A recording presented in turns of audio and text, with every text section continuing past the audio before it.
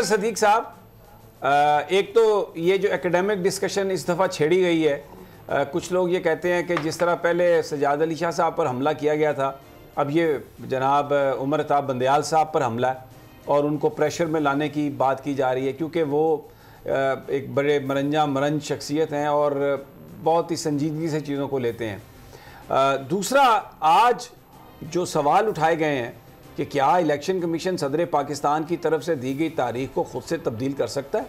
उन्होंने क्या जो तरीका अपनाया क्या वो सही है?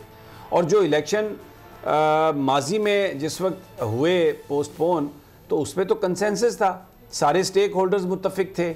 आज ये सूरत हाल नहीं है, और ये आपको किस तरफ जाती हुई नज़र आ रही हैं चीज़ें? बहुत शुक्रिया समी इब्राहिम साहब। अदालतें कल भी अहम थी, आज भी अहम है और आने वाले दिनों में भी बहुत अहम होगी। मैं बड़े अरसे से ये बात कहता आया हूँ। जो बात समझने वाली है, पाकिस्तान मुस्लिम लीग नून की हमेशा ये कोशिश रही है अदालतों को मुतनाज़ा बना देना, और उसके लिए देखिए हैरान कुन बात है कि जो बातें वो कह रही है हमारे अदालती अकलीती फैसले भी वो बोले, ये हैरान कुन बात है। उसमें चाहे हुदैबिया का केस हो, चाहे पानामा के बाद में हवाले के जजमेंट के अपना सेट असाइड करने वाली बातें हो, या ये जो अक्सरियती फैसला आया है, यानी 2 जजों ने बड़ी तहकीक करके वो एक अदबी बहस, एक मुकाला लिख दिया। अच्छा, वो मुकाला खुद ही सुप्रीम कोर्ट के फैसलों की खिलाफ वर्जी है, आर्टिकल 189 की खिलाफ वर्जी, और किसी की स्टेज के ऊपर हो सकता है ये मामला सुप्रीम काउंसिल भी जा सकता है। मैं आपको, अगर आपको थोड़ा सा याद हो और तारीख के जरोके में अगर मैं आपको ले जाऊं, उसे बहुत सी चीजें बड़ी वजाहत के साथ सामने आ जाएंगी। आपको अगर याद हो, जस्टिस काजी फाजिसा का केस था जी। जस्टिस काजी फाजिसा के केस में ये एतराज उठाया गया कि जनाब बेंच जो है, इतना बेंच होना चाहिए, दरखास्त दायर की। इस पे 5 मेंबर बेंच बैठा और ये रिपोर्टेड जजमेंट है PLD 2022 सुप्रीम कोर्ट 306। इसमें honourable chief justice Umar Ata Bandial साहब, justice Ijazul Ahsan, justice Munib Akhtar, justice Qazi Mohammad Amin और जस्टिस मोहम्मद अली मजर। 26 अगस्त 2021 डेट नोट कर लीजिएगा जी। ऑनरेबल एक्टिंग चीफ जस्टिस उस वक्त जी। अदालत ने बड़ा वाज़ेह तौर पर कह दिया कि जज जो है ना, वो chief justice master of the roster है, बेंच उसने बनाने हैं, उसने तकसीम करने हैं। आज एक मैं हैरान हूं कि वो पॉलिसी होनी चाहिए सुओ मोटो। भैया अब इतने अरसे से जुरिस्प्रूडेंस तय हो गई हुई है, 184(3) में क्या होना है, कोई जरूरत नहीं है उसमें छेड़ने की। हाँ, अगर कोई पार्लियामान बैठ के 2/3 से कोई तब्दीलियां करती है तो वो एक अलग बात है। इस स्टेज के ऊपर इस बहस छेड़ने का, और टाइमिंग देखे ना, यानी ये फैसला पहले भी तो आ सकता था 2 जजेस का, ये आज ही क्यों आया? 27 सफ़े हैं, कोई हिकमत होगी कि आज ही के दिन इसे रिलीज किया गया? बस यही तो समझने वाली बात है ना, कि अगर मरियम नवाज का बयानिया, सफदर का बयानिया पढ़े, अपना अटॉर्नी जो हमारे अपना वजीर कानून है उसका बयान पढ़े सामने, तो चीजें समझ में आ जाती है। मैं इससे आगे लेके चलता हूँ आपको चीजें। एक तो बड़ी वाज़ेह बात है कि ये जो फैसला है ये nullity in the eyes of law है। मैं नलिटी कह रहा हूँ, नॉन एस्ट कह रहा हूँ। 2 मेंबर बेंच की हैसियत है ही कोई नहीं, यानी उसमें एक अजीब नोवेलिटी हमने देखी है। और मैं तो चूंकि आज भी सुप्रीम कोर्ट लाहौर रजिस्ट्री में बहस में सारी, चूंकि शेख रशीद साहब को मैं रिप्रेजेंट कर रहा हूं, और आज जो जस्टिस जमाल मंदोखेल ने जो सवाल उठा लिए हैं, सारे जवाब है उसके अंदर। लाहौर हाईकोर्ट इस वक्त कोई चीज पेंडिंग नहीं है, खत्म हो चुका है लाहौर हाईकोर्ट में। लाहौर हाईकोर्ट में कोई चीज ज़ेर-ए-इल्तवा नहीं है। और मुझे याद है 23 वाला, जब 9 रुकनी बेंच बैठा, 9 रुकनी बेंच का आपस में, अच्छा 9 रुकनी बेंच से पहले मैं आपको लेके जाऊंगा जस्टिस इजाजुल हसन और जस्टिस सईद मुज़ार अली अकबर नकवी साहब के फैसले की तरफ। ये फैसला है, ये मैं साथ इसलिए बता रहा हूँ, लोग नोट रख लें। CP नंबर है 3988 और ये फैसला है 16 फरवरी का। इसमें जब वो ट्रांसफर पोस्टिंग की बात आई तो अदालत ने कहा 90 रोज के अंदर इलेक्शन करानी है। ये क्या हो रहा है? अदालत ने सवाल उठाए और अदालत ने 2 जजेस ने कहा कि इसमें सुओ मोटो होना चाहिए। फिर 2 जजेस ने फैसला कर दिया कि सुओ मोटो लेना है।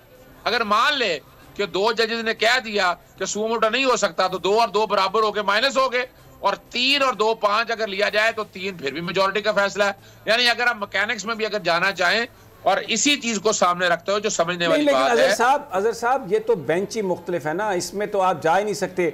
इसमें एक रेफरेंस दिया गया पनामा पेपर का जो फैसला था उसमें ये दोनों जजमेंट्स मेरे सामने हैं। एक जजमेंट जो है ये 20/4/2017 की जजमेंट है, जो 5 जजेस और उसमें आसिफ सईद खान खोसा और गुलजार साहब की जो जजमेंट थी वो एक तरफ थी और 3 जजेस एक तरफ थे। By a majority of 3-2 Asif Saeed Khan Khosa and Gulzar Ahmed J वो डिसेंट कर रहे थे। वही बेंच के जो बाकी 3 जजेस थे उन्होंने कहा कि हमें फर्दर इन्वेस्टिगेशन चाहिए। 2 जजेस अपना माइंड दे चुके थे, वो अलहदा हुए, बेंच का हिस्सा रहे, बेंच रिकॉन्स्टिट्यूट नहीं हुआ।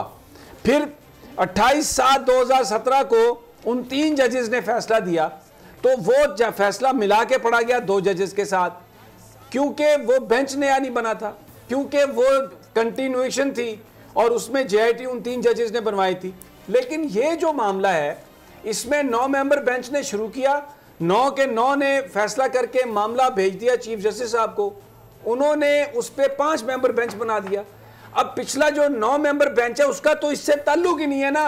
लेकिन ये जो डिटेल जजमेंट है, ना डिसेंडिंग नोट में जिक्र है, ना दौरान समाअत जिक्र है, लेकिन डिसेंडिंग नोट में ये बात कर दी गई है। और ये फिर साथ में ये कह दिया गया कि पार्लियामान करे, राना सनाउल्लाह भी ये कहता है पार्लियामान करे, और एक लूली लंगड़ी पार्लियामान इस वक्त बैठी भी हुई है, जजेस को गालियां निकाल रहे हैं, उनको बुरा भला कह रहे हैं जो इलेक्शन की बात कर रहे हैं। अजहर सदीक साहब, मैं समी साहब ये हकायक मैं इसी तरफ लेके जा रहा हूं। अब देखें, इसी 2 रुकनी बेंच के फैसले में अगर चीजें देखे जाए तो ये बातें वो राना सनाउल्लाह और ये सारे कर चुके हैं। यानी ये सारा कुछ क्या पनामा के फैसले की कोई जरूरत थी इस जजमेंट में जिक्र करने की, इस अदबी बहस के अंदर? और पनामा के फैसले का बड़ा चूंकि आपने देखा हुआ है कि वो तो बेसिकली मेजॉरिटी जजमेंट 3 मेंबर की थी। 2 ने कहा डिस्क्वालीफाई, 3 ने कहा बिल्कुल ऐसा ही कि इन्वेस्टिगेशन करे। इन्वेस्टिगेशन हुई, फिर वो 3 मेंबर बेंच बैठा, 3 मेंबर बेंच ने कहा कि डिस्क्वालीफाई करते हैं और इन्वेस्टिगेशन भी होती है। और वो फाइनल जजमेंट है। अब ये जो नॉवेलिटी दी जा रही है कि 3 और 2 का न्यूमेरिक्स का फिक्र, ये देखें, ये एक अच्छा रवायत नहीं, ये एडमिनिस्ट्रेशन ऑफ जस्टिस के खिलाफ है। मैं जो बात कहना चाह रहा हूं, और आज भी अगर देखें 5 मेंबर बेंच था, 5 मेंबर बेंच में से जस्टिस जमाल मंदोखेल ने जो सवाल उठाए हैं उनका जवाब शेख रशीद साहब की पिटीशन में मौजूद है। और आज 5 का 2-3 सफ़े का फैसला आ गया है, 3 सफ़े का फैसला अपलोड हो गया है और अदालत ने नोटिस कर दिए, फंडामेंटल इंपॉर्टेंस का सवाल का जिक्र भी कर दिया। और अब तो बात खत्म हो गई, पिछली डिबेट सारी खत्म हो गई है, उसका इससे कोई ताल्लुक नहीं है। हमें चलना चाहिए आगे आगे। चले फर्ज करें ये कोई फैसला नहीं है भाई, आइन में लिखा 90 दिन में इलेक्शन होने चाहिए, और मैंने अब तारीखी बात बताने लगा हूं, 22 फरवरी को लाहौर हाई कोर्ट में मैंने पिटीशन, जो क्या बात कह रहे हैं कि लाहौर हाई कोर्ट नहीं गए, लाहौर हाई कोर्ट में गया, मैं कहा ये इलेक्शन नहीं करा रहे। लाहौर हाई कोर्ट ने 7 सफ़े का फैसला दिया उस दिन, और उन्होंने कहा कि आप प्री मैच्योर है, यानी आप पहले ही आ गए हैं, तो कौन इलेक्शन नहीं करा रहा। और उसी लम्हे 6 घंटे बाद बाकायदा फैसला आ गया। तो मैंने उसकी CPLA सुप्रीम कोर्ट फाइल कर रहा हूं। तो ये जो चल रही है ना अदबी बहस, वो अदबी बहस एक तरफ रह गई। मैं CPLA में भी आ रहा हूं, शेख रशीद साहब की पिटीशन में मैंने सारी हिस्ट्री लगाई है कि हाई कोर्ट जितना कुछ करना था वो कर दिया। ठीक है साहब, तो नजर आ रहा है सामने लिखा हुआ है जुल्म मिटने के लिए 2 चीजों से मिटेगा भाई। एक, अदल की कुर्सी पे जो लोग बैठते हैं ना, वो अदल के हिसाब से फैसले करने लगे। दूसरा, कौम निकल खड़ेगी उस जुल्म के खिलाफ, तो जुल्म खत्म हो जाएगा। या इन दोनों में से कोई एक चीज हो जाए या दोनों हो जाए। अगर 420 का मुकदमा था, उस वक्त अदलिया में जो लोग बैठे हुए केस देख रहे थे वो पूछते ना यार चीट हुआ कौन है, जब उनको दिखता कोई चीट नहीं हुआ केस खत्म कर देते। तो जालिम जुल्म कर ही नहीं पाता।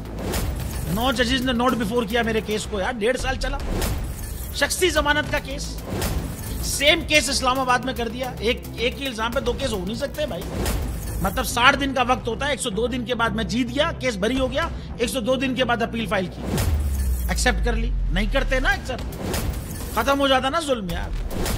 भरी अदालत में मुझे बरी कर दिया, फिर पता नहीं क्या हुआ, 2.5 घंटे बाद का नोट बिफोर, मैं नहीं सुनता ये केस, खड़े रहते अपने फैसले पे, मिट जाता जुल्म। अल्लाह ताला ने बिठाया इन कुर्सियों पे इनको यार, ये अल्लाह ताला की तरफ से फैसले करने हैं। तो या तो ये फैसले आएंगे, जुल्म मिट जाएगा, या कौम खड़ी हो जाएगी जुल्म के खिलाफ।